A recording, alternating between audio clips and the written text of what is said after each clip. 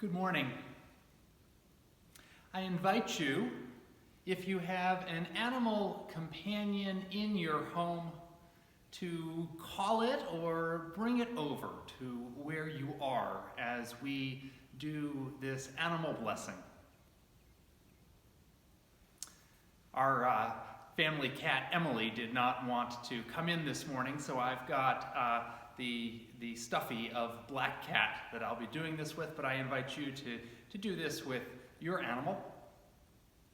I invite you to place your hand on or near your animal companion. I invite you to feel this creature, to feel its mysterious animal nature. And I invite you to speak this short blessing. I'm going to invite you to repeat after me. With your hand on or near your animal, won't you say these words? I bless you, for you are a blessing in my life. I thank you for being the wonderful creature you are. I thank you for all the love and joy you bring into my life. I thank you for sharing your life with mine. I bless you, for you are a blessing.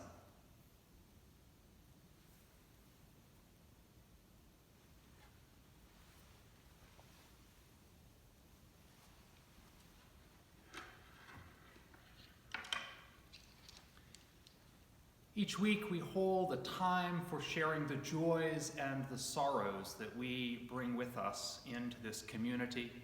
As we've done the past several weeks, I've invited those in the congregation to send me any joys or sorrows that they would like me to place a stone for.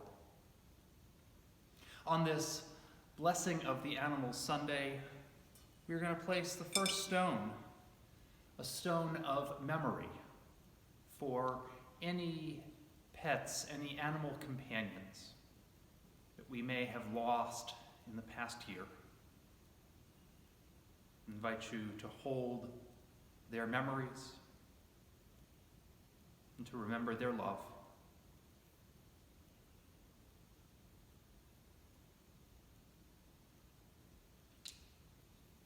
Katie Donovan, a longtime member of this church.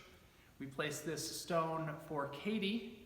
Katie is recovering from a stroke. She's home following a very short stay in the hospital and is in good spirits. Katie Donovan writes, "Thanks for all the thoughts and prayers. I'm doing great, and I'm expected to make a full recovery." Aline Dawson wrote asking me to place a stone for a joy. Her son was in the midst of a job change just as social distancing began, and this, of course, provided a lot of nervousness about whether that job might be canceled. But Aline says that joyfully her son was able to begin his new job. For that, we're grateful. Krista Westerfelt wrote asking me to place a stone of sorrow for her friend Kenneth Saunders from Georgia, who she has known since high school. Kenneth died from the virus. He was in his 40s.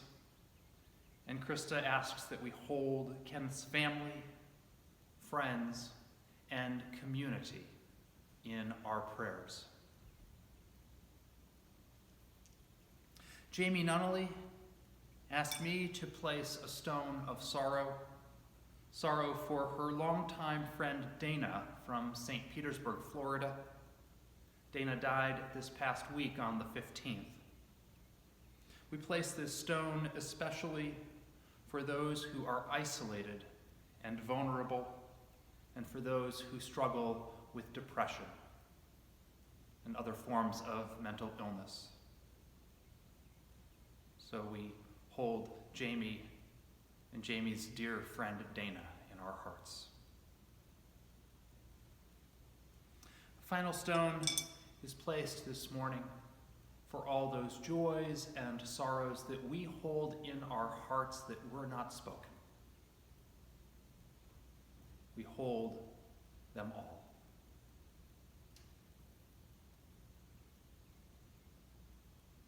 And we say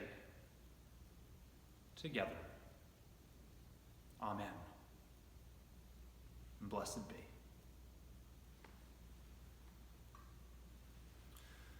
Won't you join with me in the words by which we extinguish the chalice?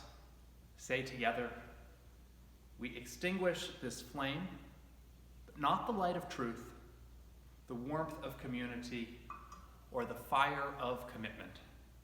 These we carry in our hearts until we are together again.